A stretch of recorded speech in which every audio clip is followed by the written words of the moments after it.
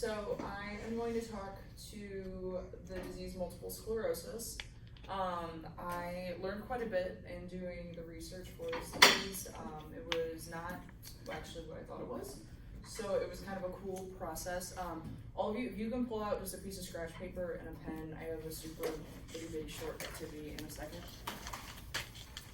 So this is a disease that similarly attacks the nervous system. So I put up an image of our central nervous system and our peripheral nervous system just as a refresher. So our central nervous system includes our brain and our spinal cord. And our peripheral nervous system are all the nerves that branch from that spinal cord to all parts of the body. And this is very basic review, but our nervous system activity controls like everything. It's making it so I can stand vertical and speak and breathe and pump blood without having to think about it to an extent. So that is our nervous system. So do you remember all the parts of a nerve cell? Mm-hmm. So this is my activity. See if you can label the nerve cell. Oh, I love this. It's my favorite. Oh, I love it. It's kinesiology sort of neuro, A&P. Oh, nerves are the best. So one. So we have all kinds of nerves, motor, sensory, and then we have specialized one for the involuntary processes as well. I know it's kind of a cartoonish drawing, but you get the idea. I drew enough of these in many notebooks to...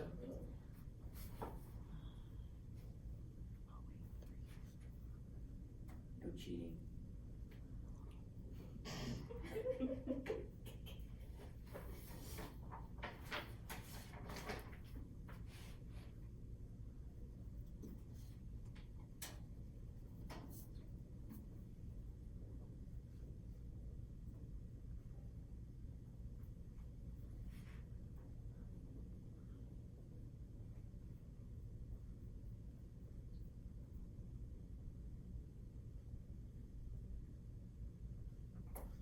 Let me know when y'all think you got what you can get.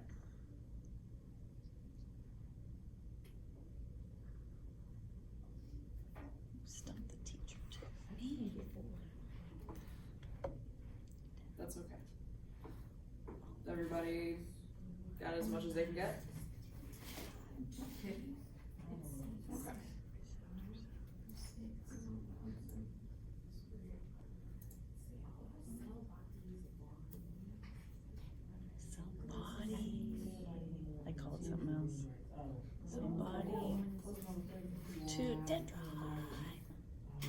I can't read from it. The sheath. 3 covers it. It's the sheath. Yeah. The sheath. 4 is the axon. So yeah, it's kind of a cartoonish drawing. But this is... Yeah. Me too. So those are there. This is a very, I don't want to say primitive, but like bare bones basic that we can get. My next image is much more detailed. How'd you guys do? Ooh. Nucleus. Dust some cobwebs off. Nucleus. Alright. So yeah, it's, you know, it's a nerve cell. It's specialized and is designed to carry impulses from one end to the other. The thing that we're going to talk about a whole lot is this myelin sheath here. With multiple sclerosis, the disease affects this specific part of the nerve. So this is a much better image of an actual nerve cell. So when a nerve receives an electrical impulse, it starts up here at the dendrites of one nerve. They're like little fingers, and they grab it, and it comes through the cell body and travels all the way down to these axon terminals and into the synapse, where it then meets the dendrite of the nerve next to it. And this happens lickety split, like super fast. And the reason that it is able to do that is because of these myelin sheaths. They act as kind of a conductor and an insulator. So it allows the impulses to travel quickly and uninterrupted. So why do we care about myelin? Myelin is cool. Why we need it. Again, it's an electrical insulator. and it surrounds the axon of the nerve cell. I really liked this image. It kind of gives the idea of kangaroos are stupid fast, but they do. They travel one direction and they make it go.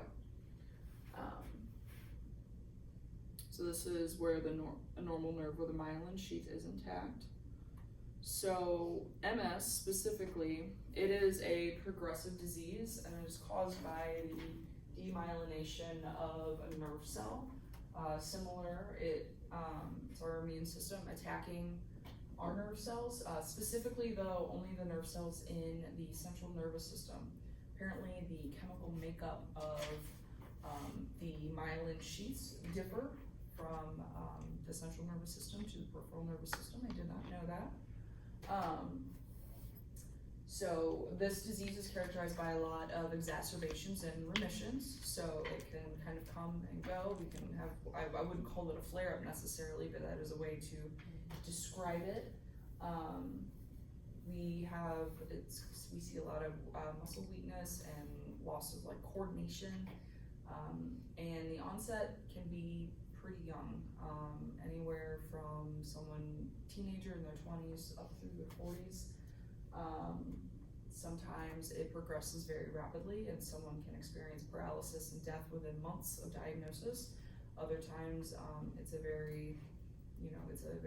it's a disease that we can live with. It's something that we can treat the symptoms and treat the exacerbations.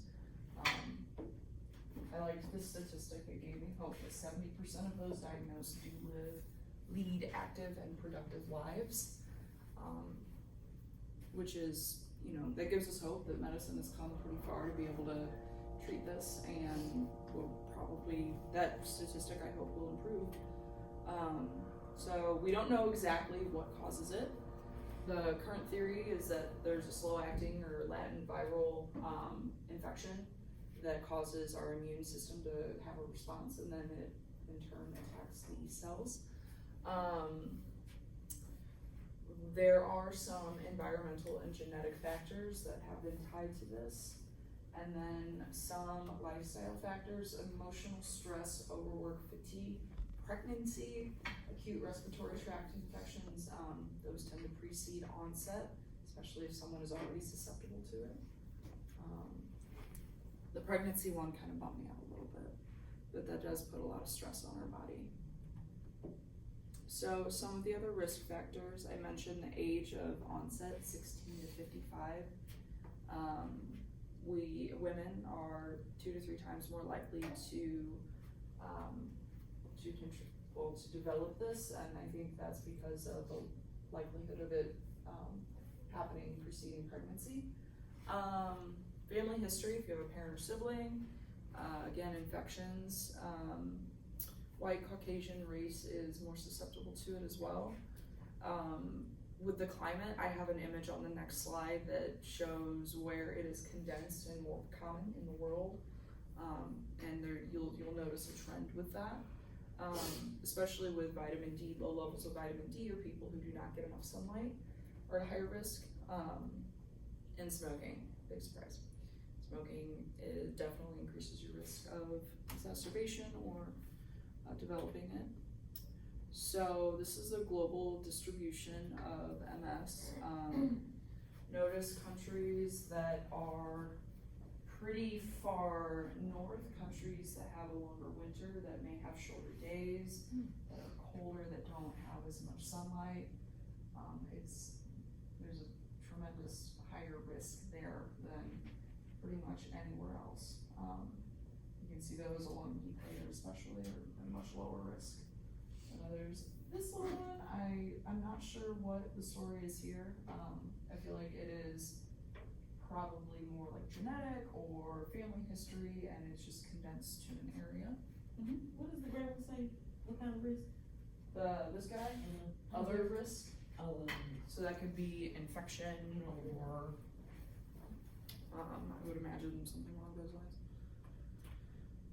So complications from this. So since we have muscle weakness and poor coordination, we can have injuries from falls, urinary tract infections from We run into a lot of issues with the urinary system retention, not being able to evacuate properly. Same thing with constipation. We can see joint contractures, pressure ulcers, rectal distension, and pneumonia. Some of these I think are definitely opportunistic if you are already unable to use your immune system how it should, or it's not functioning how it should. But this is a great image of how a nerve fiber in the myelin sheath should appear and what scarred or demyelinated nerve sheath would look like.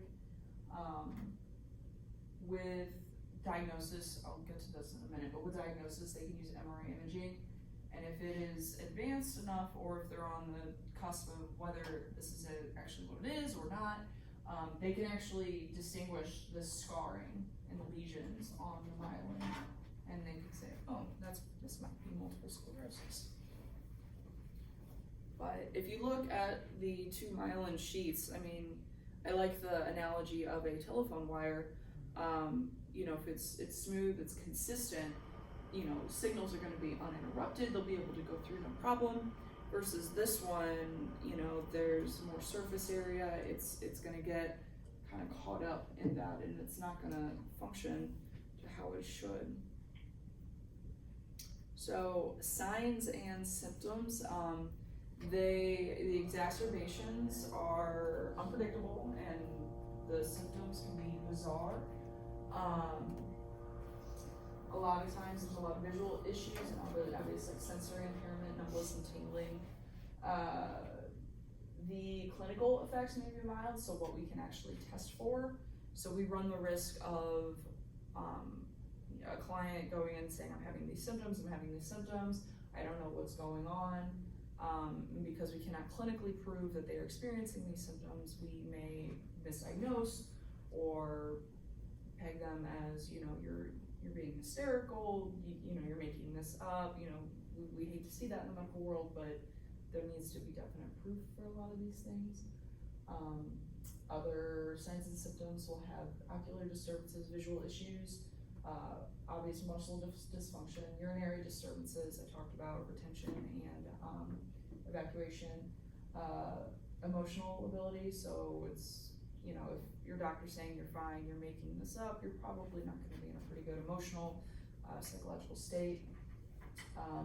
We'll start to see poorly articulated speech, and then with the worsening of symptoms, we'll really start to see issues with mobility and gait.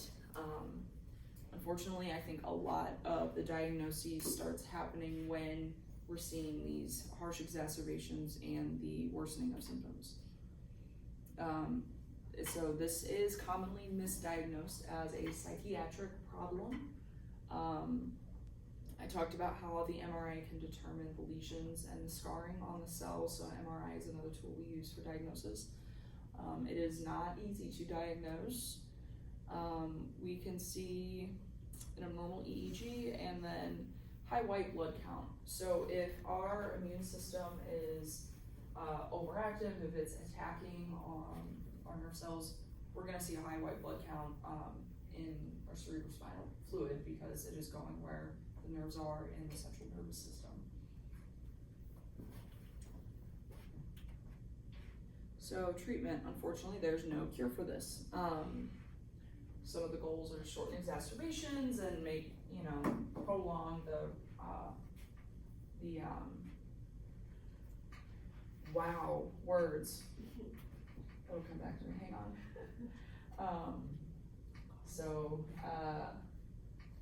We want to do immune modulating therapy, so like a lot of autoimmune diseases, trying to reduce the inflammatory effect of our immune system, steroid treatment, any medical treatment to relieve spasticity or antidepressants. If a person is having issues with retention or bladder issues, medication to treat that. So essentially what I got from this is, you know, we treat the symptoms, we treat, you know, what's being exacerbated with this, and it's a pretty medical approach as far as that goes. As far as more like health and wellness measures, we can look at bed rest, comfort, prevention of pressure ulcers, especially if the coordination or mobility is very limited. Obviously, we can step in PT and OT, counseling, and planned exercise programs. So what is our role?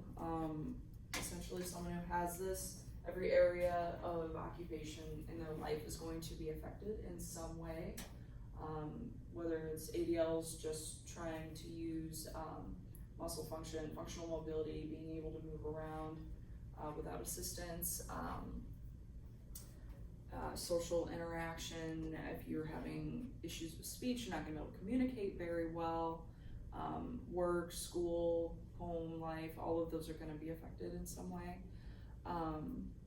Some of the client factors as the age, onset of disease, and that exacerbation cycle, those will all need to be considered when we are administering therapy or trying to come up with a therapy plan. Some interventions I would suggest, definitely a home exercise program. Keep using the muscles as much as you can, passive, active. We want to maintain good muscle tone and reduce spasticity. We need to educate the client and their family about the long-term effects and the progression of the disease. Make sure that they understand that this is not curable, that it is something that they're going to have to live with, and give them, make sure they've got some coping skills and a support system to be able to handle this, and give them the resources they need if that is not readily available. Joint protection and energy conservation to prevent fatigue or injury to joints.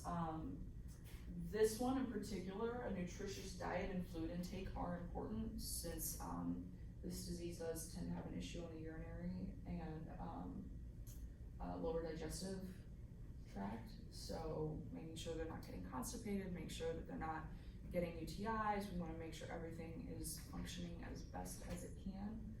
And then emotional stability and support and morale are very important too. It is a progressive disease. It is not something that can be cured. So again, making sure that they've got some support systems and counseling options if they need it. Therapeutic use of self here I think would be ideal within therapy. Yeah, these are my references. Does anybody have questions, thoughts, concerns?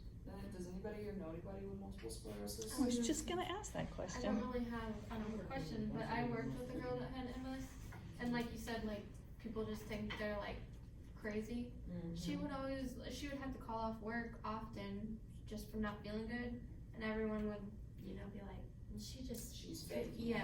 Whatever she just doesn't And that work. just made her feel worse, but she really actually did. Like, she just felt terrible sometimes, and then other times she was really great. Did she know the time she had it? Or Yeah, she knew. But people just didn't understand it. Yeah. A lot of people Yeah, don't that was the same understand way it. when I worked in a PT clinic for one of my clinicals. We had 2 patients with MS, and one of them, he was, I won't say the word, but he was very, Was he flamboyant? yes, flamboyant. Okay. So it Perhaps just a little dramatic. yes, very dramatic, and it was just so funny because he would come in there and he really have issues, but he would just exaggerate it so much. When PT just Exaggerate the like, exacerbation. my God, Right. he just do it. You know what I'm saying? Like, just do. Oh, I can't, cause this. I just be like, I used to know he come in because he just used to had a whole clinic laughing, but it just would be so funny because it's like, are you really in pain or what are you doing? Like Yeah. it was. Sounds like he's trying to make the best. Could of be humor. what I he's used to. going through, really. Yeah. It used Some to people be so cope that way. funny. You said do you know someone with that? Yeah, my godmom has MS, but it's weird because like you wouldn't even know. Like, you can't. So tell she's at higher all. functioning. She Yeah. kind of keeps it to herself. Yeah, Doesn't some don't have a lot of complain or- physical. There is, did you talk about there's cognitive?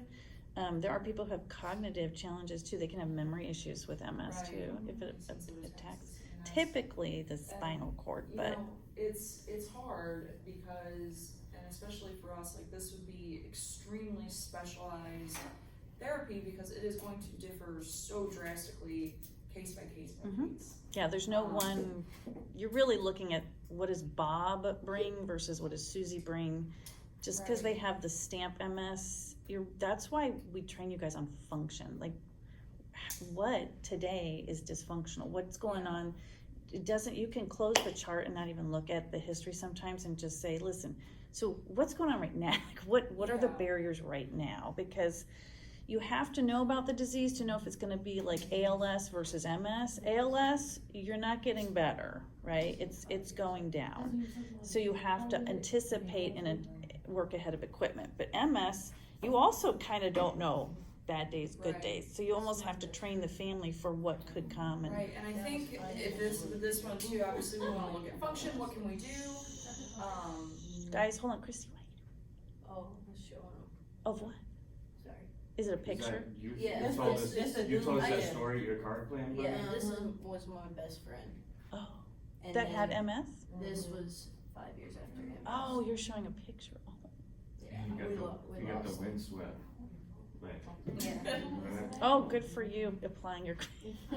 It's just Yeah. on the forefront of the brain. Oh my we gosh. just went over that yesterday, so we just try to like. So I'm not trying to be fabulous, like it's just great to see that. So this was your best friend from high school? No, this is my best friend. We So really played with cards for this 6 and years what together, and then Oh, he got resonated diagnosed. with me Wow. is Big difference, huh? That was Look at, between yeah, all It's the just muscle like the atrophy. emotional 4 or and the 5 years. psychosocial support we can give. 'Cause We I mean, lost him immediately, shortly we just after heard a few this. stories The about people MS being just like, I didn't even know, progressive? everyone thought they were faking it. When Was I it You know, MS that kind of fully stigma or- and oh, attitude can they be didn't think, because sometimes they can detrimental to almost someone turn who's into really AIDS. He'd suffering from had it and something didn't that's know it painful and for like a lifelong, couple like, we years, just- and then he got it. you know, we need to encourage And understanding. when and, I met him, you know, we're treating he someone was and on be like, yes, walking you know, we sticks have this, but when he you come know, in, it's not but he you, didn't have obviously, to, but so you know, he was strong I'm enough. here for you, And you know, offer that support went from that and everything. to, I'd say about a year, That's we had all I can say.